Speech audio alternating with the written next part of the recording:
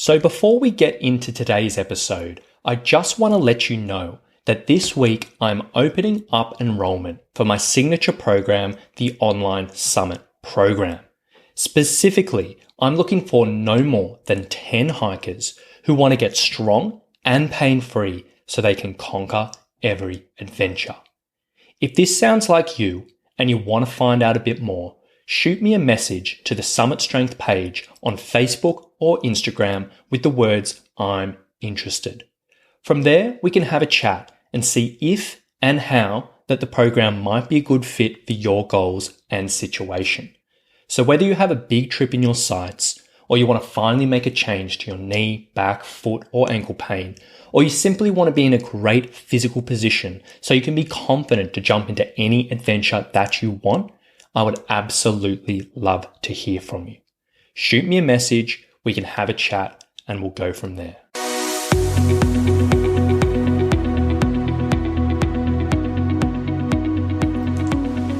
Hey, my name is Rowan Smith, and I want to welcome you to the Training for Trekking podcast. Now, this is the world's very first podcast which is entirely dedicated to helping you train, prepare, and conquer your upcoming hike, trek, or mountain adventure.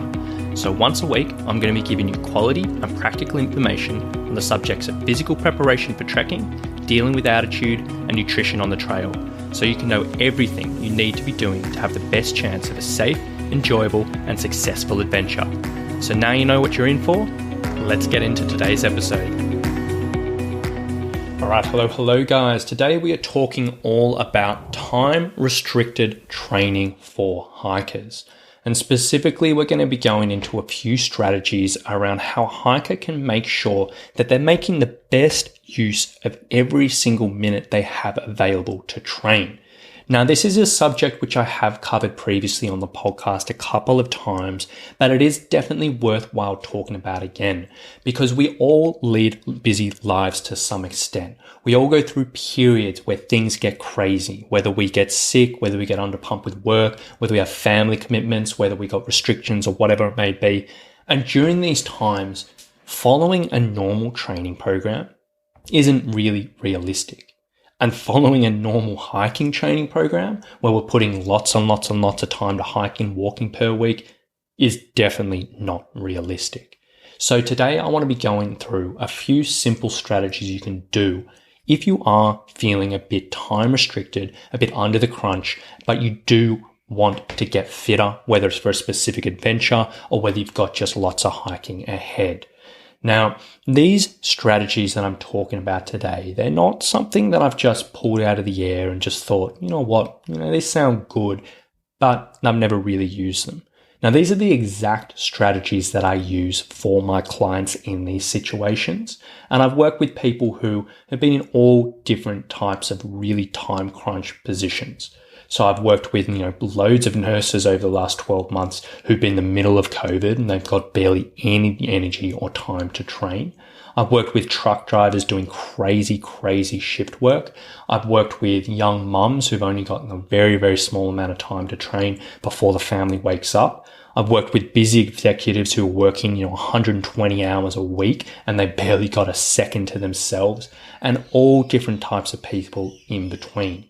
And beyond that, even if you're not in one of those crazy situations where you may only have a super small window of training, maybe you might just have a busy life in general. And maybe you might not, you might be able to fit in training, but it's nowhere near as much as you see commonly recommended online or from a traditional trek training program or something that's been given to you or shared with you. And maybe you just need some better strategies to fit things in. So in any of these situations, if you are strapped for time, and you do want to make sure you're making the most out of your available time and getting the best results, this episode is for you. And I'm going to be talking you through some very, very simple strategies. So first and foremost, this is probably the golden rule if you are strapped for time. And this is the golden rule that trumps anything else I'm about to say today, is have a plan. In the sense that if you only have a small amount of time to train, whether it's 10 minutes a day, 20 minutes a day, 30 minutes a day, 40 minutes a day, whatever it may be, you don't want to be wasting a minute of that trying to think about what you should be doing. And beyond that, if you have other things going in your life, you don't want to be thinking about during the day, what should I do for training today? You don't want to add that extra stress, that extra decisions to your life. You want to have a plan. You want exactly what you need to be doing lined out for you. You want to know exactly what you're doing in your strength training, the exact exercises, the exact reps, the exact rest. You want to know exactly what you're doing in your cardio. You want to know exactly what you're doing in your stretching. You want to know exactly what you're doing in any type of hiking that you may be able to fit in. Having a plan is the single most important thing when you are time crunched, and I cannot stress that enough. So if you are in this situation, and you are under the pump, and you're trying to figure out exercises to do each day or each session, you're making up as you go, please consider getting a plan. Write one up yourself, get someone to write it for you, contact me and we can have a chat or whatever it may be, but have something written down, clear, and that will save so much stress and so much time already. Now, beyond that, once you have your plan, there are a few strategies you can fit in to your strength training, your cardio training, which we're going to be talking through. So first and foremost, let's talk with strength training because, I love my strength training. When you're doing this type of training, as I've talked about in the podcast many times before, please do not follow a traditional bodybuilding program in which you do an exercise, you rest, you do it again, you rest, you do it again, then you move on to the next exercise. Those programs are designed for people who are happy to spend 60 minutes to 2 hours in a gym. That is not an incredibly effective use of your time. If you're not already, please get around using a sequence of exercises in your strength training. And a sequence of exercises is simply a few exercises back to back in which you use your rest intelligently. And you're not just sitting around playing on your phone or whatever it may be. So for example, the way I love to structure out a lot of my strength training for hikers is first we'll do a lower body exercise. Then we'll immediately do an upper body exercise. Then we'll immediately do a core exercise. Then we'll immediately do a mobility exercise. And then we'll immediately go back to that first exercise and repeat that 3 or 4 times. Now, the beauty of that is you're getting plenty of rest in between sets of the same exercise. So your legs, by the time you get back to it, are going to have about 2 to 3 minutes of rest. But you're not just sitting around and you're fitting in all this good work. And beyond that, sometimes it's very, very much easier to fit in some small things that you often neglect, like calf raises or balance work or stretching and things that people always ignore. And particularly if we're time crunched, we ignore. And it's an easy way to fit that in as part of your program. Now, literally, if you've only got 15 minutes in your day to train, you can spend 5 minutes warming up and then you can do a little workout like that with those 4 exercises, 3 sets, 10 minutes, done, and you're out. That's a 15-minute workout. You fit in a lot of work, and that can literally be a workout. If you've got more time, you can do more sets. If you have more time, you can do another sequence or whatever it may be. But if you're doing strength training, do not go down the bodybuilding route. It is not a good use of your time. Now, in the situation, if you're like, look, that sounds great, but I don't really want to string together 4 exercises. That is a little bit too much for me. You can just adapt as you go. So you might do a lower body, a core exercise and a mobility exercise and repeat that a few times. Or you might just do a lower body exercise and a mobility exercise and repeat that a few times or whatever. You can get creative with that. But the same principle remains. For your rest, you should be using every single second of that and you should be doing productive things for your hiking. Enough said there. So for your strength training, that's probably what you want to be looking at. Now, one thing before I move on, as I've said a few times when I talked about this, it's not a good idea to put in your cardio work in this sequence. It's going to limit the development of your strength. It's going to limit how much you can concentrate on those exercises. It's not going to be great. So typically, even if you are super time crunched, either leave the cardio for the end of the workout and do 5 minutes, 10 minutes of cardio at the end, or do it on a separate day. But don't mix that in the sequence because it's not a particularly good way of going about it. Now, for your cardio, if you are time crunched, realistically, getting out hiking, getting out doing long walking all the time, it's probably not going to be super possible. Obviously, you want to fit in what you can and you want to have a look at your calendar, look at your schedule and say, all right, look, I'm going to hike on these weeks, I'm going to walk on these days, whatever it may be, and fit in as much as you can. That is obviously going to be good. But beyond that, if you are time crunched, you want to be smart. Now, in this situation, I would recommend using some type of intelligent high intensity interval training. Now, when I say intelligent high intensity interval training, I'm not talking about going onto YouTube and getting a workout. I'm not talking about going, into your local gym and doing a circuit class or whatever it may be. Those things can be fun, but, as I said so many times, they're not super, super great for hikers. And they can be okay, but you can be doing better. So essentially, you want to choose some type of interval training where it's relevant for hiking.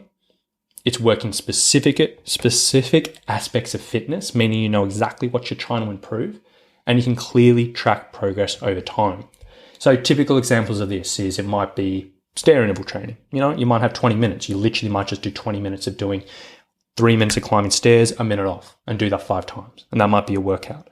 Or you might be doing a bike session and you might go on the bike and you might do 3-minute sprints and 90-second rest and do that 5 or 6 times. And I've talked about that workout a million times on this podcast. Or you might only have 10 minutes and you might get on the bike and do 30 seconds all out sprint, 30-second rest, repeat that 10 times, or whatever it may be. Or you might get on the sled, or you might do, hill intervals or whatever. But just think, with your HIIT training, you can get a lot of work done with high intensive interval training in a small amount of time, but you still want to make sure it's relevant for hiking. You still want to make sure it's something that you can improve on over time and you're not just doing random exercise to get you tired. Now, in this situation, when you are doing interval training, again, you want to make good use of your rest periods. So if you are doing anything where you're resting for more than, say, 30 seconds, you want to make use of that. So you might not be in a position where you can do another exercise or something because you're trying to recover, but you might use this time to try and concentrate on abdominal breathing. So when you're breathing in through the nose, feeling the belly expand as opposed to chest and shoulders, a really handy strategy for a lot of hikers on the trail. Now, you might not be able to do that immediately after an interval, but after 30 seconds of recovering from your huffing and puffing, you might be able to do that for a minute afterwards, and that can be positive. Or you might fit in some calf raises, or you might fit in some balance work, or something really, really low load and easy to do. But again, making the most out of this rest period can be very, very effective. And then for your walking and hiking, going back to that, for whatever you can fit in, I'd probably recommend, if it's not a huge amount of time and you are limited on this, is looking at some way how you can overload it. So typical examples of this is, I'll often talk to hikers and they'll be like, okay, look, I can't really get out hiking much, maybe once a month, but I can go for a 30-minute walk each day, or I can go for a 30-minute walk at lunch, or I can do a 15-minute walk, or whatever it may be. And in that situation, absolutely go for it. That's going to be great. But in that situation as well, I'd probably recommend putting on a pack and having that heavier than what you're going to be doing actually on the trip. So you might be carrying, a 6-kilo pack on the trail or a 10-kilo pack. For these short walks, load it up a bit more. Do an 8-kilo pack or a 12-kilo pack and slowly progress that up. And that's a really, really easy way of just adding a little extra benefit to these shorter walks. You can just leave a pack loaded up so you don't have to fiddle around with that. Leave it at the door, swing it on, and away you go. Very, very effective. For your hiking, if you're, preparing for 7, 8, 9 hour days, but you can only get out and maybe do 3-hour hikes, again, load up that pack. Make it heavier than what you're expecting. And that can be a really, really easy way of loading you up. Now, it might not be as effective, ultimately, as getting out for a 7-hour hike, but if we're being realistic and you can't do it, you want to do what you can. So that's on your cardio, and that is what I'd recommend. And then finally, beyond this, is you want to sort of find opportunities in your day and in your week just to fit in some extra work where you can. So typical examples of this is, if you make a coffee or you boil kettle every morning, or you're brushing your teeth, you could fit in calf raises or a bit of balance work, or you could do a little wall sit or something like that. Or a stretch. If you're, on the bus, you could do a little stretch while you're sitting there. If you're sort of like looking after kids or reading a book, you could sort of concentrate on, you're doing a stretch while you're reading a book or whatever. I've had people in the past who, have been in the middle of board meetings and they're doing calf raises, at the side, or they duck out for 5 minutes in a break and do a few squats or whatever it may be. But just think, everyone's going to be a little bit different. Some people are going to be comfortable in different situations and not. But just think, what is some free time in my day? And what is something regularly that I do? And what can I fit in there, which isn't going to be an inconvenience, but it might benefit me a little bit?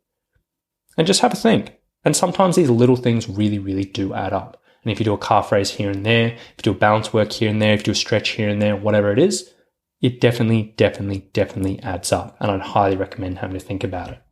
So if you are strapped for time and you are under the pump, whether you're working 120 hours a week or whether you've just got, a limited time through the week and you want to make the most out of half an hour, 40-minute session or whatever it is, make sure you have a plan. Use your strength training smart and use those sequences. With your cardio, use intelligent HIIT. Make your rest periods productive and overload your walking and hiking and fit in what other extras you can. Put those things together and it will take you a long, long, long way with a short amount of time. And I'd highly recommend any hiker who is strapped for time to get around that. Now, if you are in this situation, you're preparing for a trip or you've got a big hiking season coming up or whatever it is, and you know you are crunched for time and you want to be making sure you're making the best use of every single minute available for you for training, I would absolutely love to hear from you. If you haven't heard already, this week I'm opening up enrollment for my signature program, which is the online summit program. And specifically, I'm looking for no more than 10 hikers who want to get strong and pain-free so they can conquer every adventure. So if you're looking for a time-efficient method of getting the best physical position for your trail adventures, shoot me a message to the Summit Strength page on either Facebook or Instagram with the words "I'm interested." Then we can have a bit of a chat, see how the program might line up into your life and see if it is going to be a good fit for you. So if you are interested, you need some help with your training and you want to fit a lot more into your week in a short amount of time, shoot me a message. I'd love to have a chat and we'll go from there. So thank you so much for listening and we'll talk to you soon. Bye.